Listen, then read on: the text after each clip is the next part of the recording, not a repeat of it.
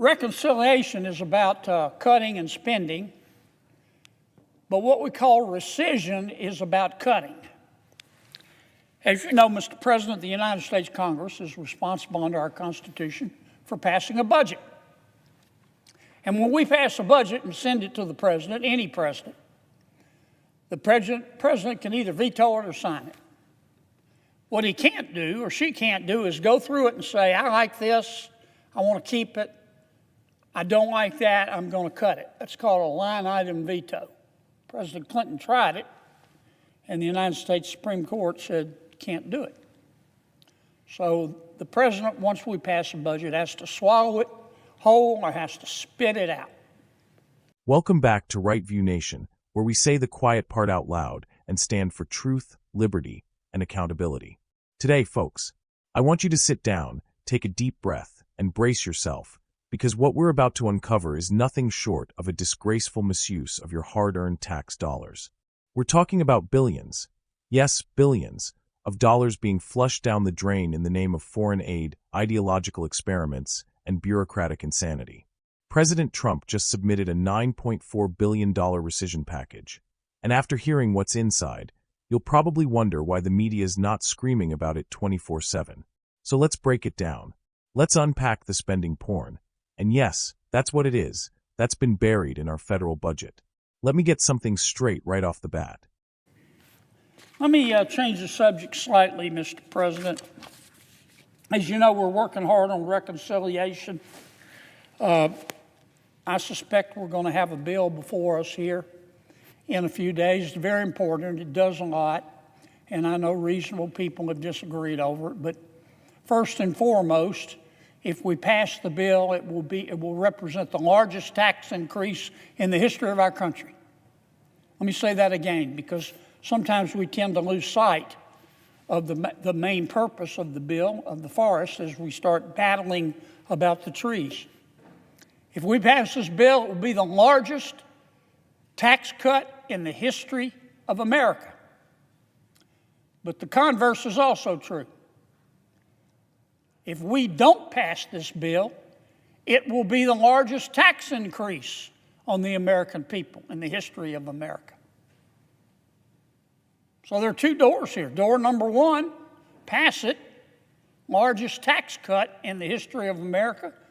Door number two, don't pass it, largest tax increase, $4.3 trillion. That's how much taxes will go up on ordinary Americans, not just the rich. I know they're going to tell you that. It's just the rich. No, it's not. It's ordinary Americans.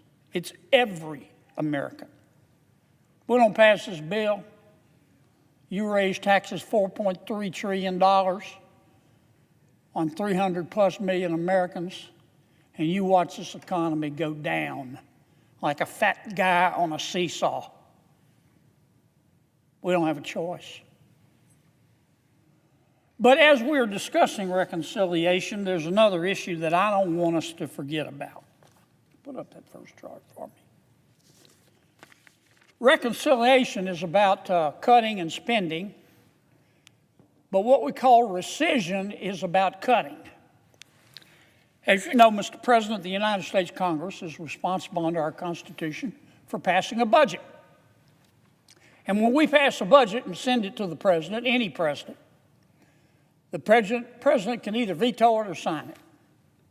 What he can't do or she can't do is go through it and say, I like this, I want to keep it, I don't like that, I'm going to cut it. That's called a line item veto. President Clinton tried it, and the United States Supreme Court said, can't do it. So the president, once we pass a budget, has to swallow it whole or has to spit it out. But one of the tools that the president does have, the executive branch has, every president has, is the power of rescission. You're going to hear that word a lot, rescission. What does rescission mean? It just means the president looks at the budget and he says, you know I can't change it on my own unilaterally. But I, the president, can ask Congress to change it. I know you just passed this budget, but I think you made a mistake here. I think you shouldn't have spent this money, or I think you spent too much money and we've got to cut back. So the president can send us what's called a rescission bill.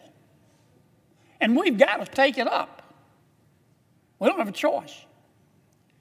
And in that rescission bill, the president says just what I just implied. I don't agree with this spending, and I want you, Congress, who put it in there, to take it out. We can't afford it, or it's wasteful spending, what I call spending porn. And we have to take up the president's request, and we can vote yes or we can vote no, but we cannot dodge it. And it only takes a majority vote to pass the president's request. The president has sent to us a rescission package. It's $9.4 billion, as you know, Mr. President. $9.4 billion. The president is asking us to remove spending that Congress appropriated for areas in foreign aid and for public broadcasting. I want to talk about the foreign aid part. We're going to have plenty of time to debate whether we ought to agree with the president. But I want the American people to understand the type of spending porn that President Trump is asking to take out of Congress's budget. The Honorable Jody Arrington, who is a congressman, damn good one too. He's chairman of the House Budget Committee. The congressman put together just a few items in the foreign aid spending provisions that the president's asking us to remove. This list is illustrative. It's not exhaustive. And I just wanted to point a couple of these programs out. Again, this is spending the president is asking us to revoke. You be the judge, folks. It's your money. American people can decide whether we ought to spend their money on this or take it out, as the president has requested. Here's my chart, but I don't know if you can read it. In fact, it's the wrong chart, Henson. Put up the other one, mate. I'll just mention a couple of the programs. Congress appropriated $4 million for sedentary migrants in Colombia. The president wants us to take it out. Congress appropriated, and let me say, in many of these cases, we didn't appropriate the money for the specific things it was spent on. The bureaucrats did that. We might have sent the executive branch, let's say, $3 million for foreign aid, and the executive branch, the bureaucrats there decided, under President Biden, decided how the money would be spent. So I know Congress is not blameless, believe me, but we did not approve these specific items of expenditures. We approved the amounts and the general subject area like foreign aid. The bureaucrats did the rest. The bureaucrats decided to spend $3 million for circumcision, vasectomies, and condoms in Zambia. You decide whether that's a priority. $3 million for sexual reproductive health in Venezuela. $2.5 million for teaching young children how to make environmentally friendly reproductive health decisions. I didn't know there was any such thing as an environmentally unfriendly reproductive health decision.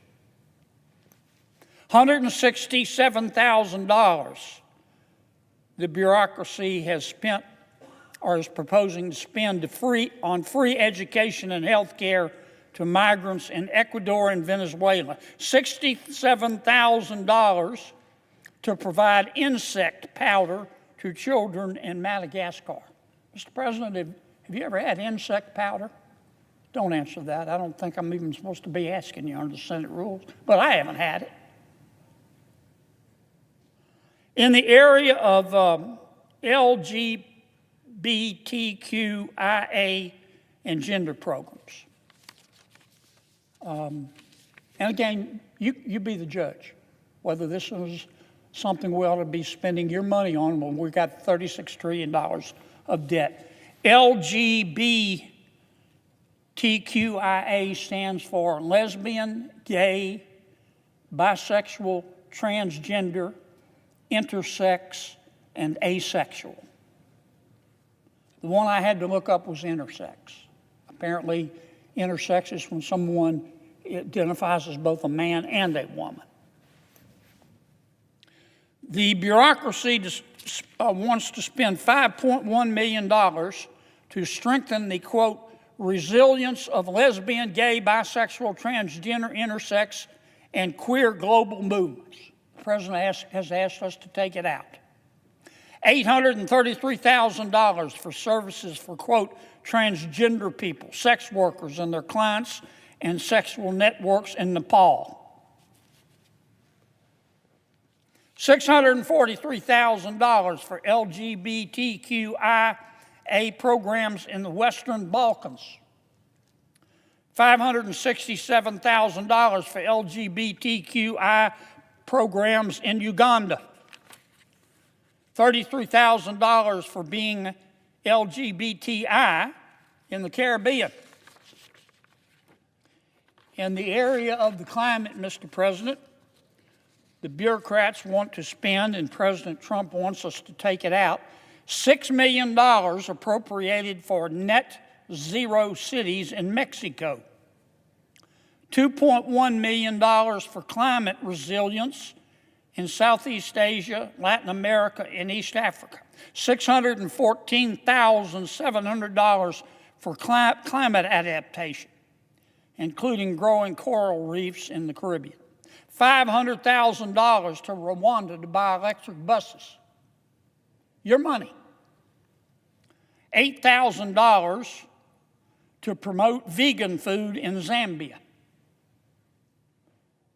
In terms of electoral assistance, the bureaucracy has some ideas about how we ought to spend the money appropriated to the executive branch to help people in their elections. The bureaucracy wants to spend $1 million on voter ID programs in Haiti. If you know anything about Haiti, it's a mess. They're not about to have elections anytime soon. $889,000 for electoral reforms and voter education in Kenya. In the area of media, arts, and culture, the bureaucracy proposes to spend $6 million to support media organizations and civic life in Palestine, and $3 million for Iraqi Sesame Street. This is just a taste, Mr. President. This list is illustrative. It's not exhaustive. So when you see us debating whether we should reduce the federal budget by $9.3 billion, which the House has already decided to do, and now it's our turn, and I say which I have repeatedly said and will continue to say, is that all the President is asking us to do is cut the spending porn from the budget. You can make up your own mind. It's your money. If you think we ought to be spending the money on this, encourage us to vote no. But if you think you could spend this money of yours better than the bureaucracy could, or we could spend it on our kids or our roads or our health care, then encourage us to vote yes. Thank you, Mr. President. I see my colleague, Senator Warren, is here, so I will yield the floor. What we're dealing with right now in Congress is a simple choice. Door number one, pass the reconciliation bill, and we give Americans the largest tax cut in our country's history. But door number two, that's a one-way ticket to economic suicide, a $4.3 trillion tax increase on everyday Americans.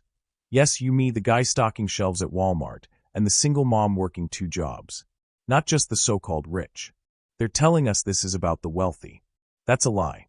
This is about you. If we don't pass this, we're looking at the largest tax hike ever, hitting every corner of this country. And meanwhile, our government is burning cash overseas on projects that would make any sane taxpayer choke on their coffee. Let me explain something real simple that DC insiders love to hide from you. The president, any president, can't line item veto a budget. He either swallows it whole or spits it out. But what he can do is send something called a rescission request. That's a formal request to Congress saying, hey, you overspent, and here's what needs to be slashed. President Trump just sent one of these. He's asking Congress to cut $9.4 billion of bloated, useless, ideologically driven garbage out of the federal budget. And guess what? It's up to Congress now to vote on it. They can't ignore it. It's on the table. And we, the people, need to hold them accountable. Now let's talk specifics, because these numbers and programs are real, folks. They're not jokes. They're happening under your nose. $4 million for sedentary migrants in Colombia. Sedentary migrants? What does that even mean? $3 million for circumcision, vasectomies, and condoms in Zambia. Seriously? $2.5 million to teach kids in Venezuela about environmentally friendly reproductive health. I didn't know there was such a thing as an environmentally unfriendly condom. $67,000 for insect powder to feed kids in Madagascar. Insect powder, people. Over $5 million for strengthening LGBTQIA+ movements across the globe, including $833,000 for services to transgender people, sex workers, and sexual networks in Nepal. $643,000 for programs in the Balkans. $567,000 in Uganda. Even $33,000 for being LGBTI in the Caribbean. Is this what you signed up for when you paid your taxes? Meanwhile, here at home, veterans are struggling to get appointments, our borders wide open, and our infrastructure looks like it's held together with duct tape and prayers. It doesn't stop there. $6 million for net zero cities in Mexico. $2.1 million for climate resilience in Latin America and Africa. $500,000 to Rwanda for electric buses. And just in case you weren't insulted enough, $8,000 to promote veganism in Zambia. And for elections, $1 million for voter ID efforts in Haiti, a country that's basically in political collapse. Nearly $900,000 for voter education in Kenya. Why are we funding other nations' elections when our own system is under fire for lacking integrity? And in case your jaw's not on the floor yet, $3 million for Iraqi Sesame Street. I'm not even kidding. Big Bird's gone global, apparently, paid for by you. Here's the deal, Right View Nation. This isn't just about numbers on a spreadsheet. This is about values. This is about what we believe our country should be doing with our wealth, especially when we're $36 trillion in debt. President Trump didn't just talk about draining the swamp. He's literally trying to pull the plug on a flood of absurd spending. Now it's Congress's turn. And it's your turn too. Your voice matters. Call your senator. Call your rep. Ask them. Do you support cutting this garbage out of our budget? Because the truth is, if we don't stand up now, if we let this kind of bureaucratic lunacy go unchecked, we'll be paying for it, our kids will be paying for it, and America will keep bleeding money into the hands of people who couldn't care less about its citizens. Folks, this isn't about hate, and it isn't about left versus right. This is about common sense. This is about America first. We cannot save the world while bankrupting our own people. If you believe in accountability, if you believe your money should be used to help Americans first, then it's time to speak out. Drop a comment below. Like, share, and subscribe. Because this is the battle we're fighting, not just in Congress, but in every home across this country. God bless you. God bless our president. And God bless the United States of America.